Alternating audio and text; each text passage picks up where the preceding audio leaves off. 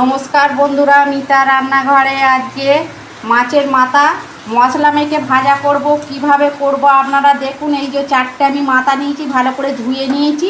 মাথাগুলো কালো সরষে 1 চামচ দিচ্ছি, সাদা সরষে 1 চামচ দিচ্ছি, নুন দিচ্ছি পরিমাণ মতো, হলুদ দিচ্ছি, ঝাল লঙ্কার গুঁড়ো 1 চামচ দিচ্ছি,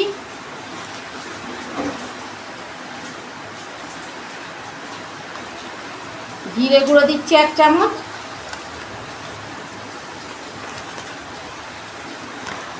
ধনে গুঁড়ো দিচ্ছি 1 চামচ।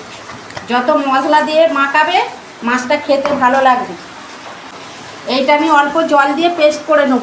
এই যে বন্ধুরা, আমি মশলাটা বেটে নিয়েছি, খুব পাতলা করে আমি বাটিনি।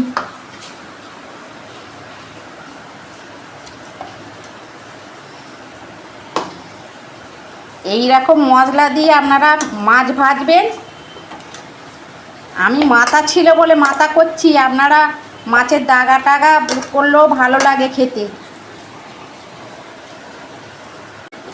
যে কোনো মাছই এরা মশলা দিয়ে ভাজা করলে ভালো লাগবে। ডাল আর গরম ভাত হলে না আর কিছু লাগবে না। দেখুন বন্ধুরা, মাছের গায়ে মশলাগুলো মাখকে নিয়েছি। কড়া বসিয়েছি, আমি তেল দিচ্ছি কড়ায়। বন্ধুরা, মাথা দুটো আমি ভেজে নিচ্ছি, তেল গরম হয়ে গেছে। দুটো করে আমি ভাজবো। বন্ধুরা, আমি ঢাকা দিচ্ছি 2 মিনিট। আমি মাছটা ঢাকা দিয়ে আমি ভাজবো। দেখুন বন্ধুরা, ঢাকনা খুলছি, আমি উল্টে পাল্টে মাছের মাথাটা ভেজে নিয়েছি। এটা মশলা তো, এইরকম করেই মাছের মাথা ভাজলে খেতে ভালো লাগবে। আমি তুলে দিচ্ছি।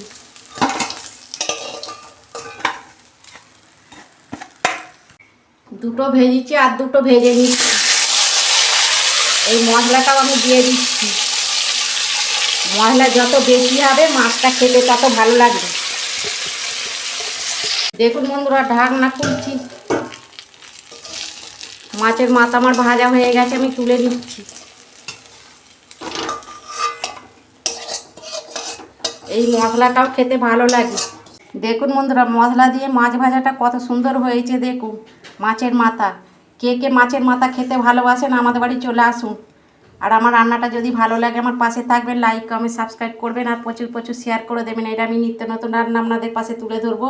সবাই ভালো থাকবেন, সুস্থ থাকবেন। দেখা হচ্ছে পরের ভিডিও। ধন্যবাদ।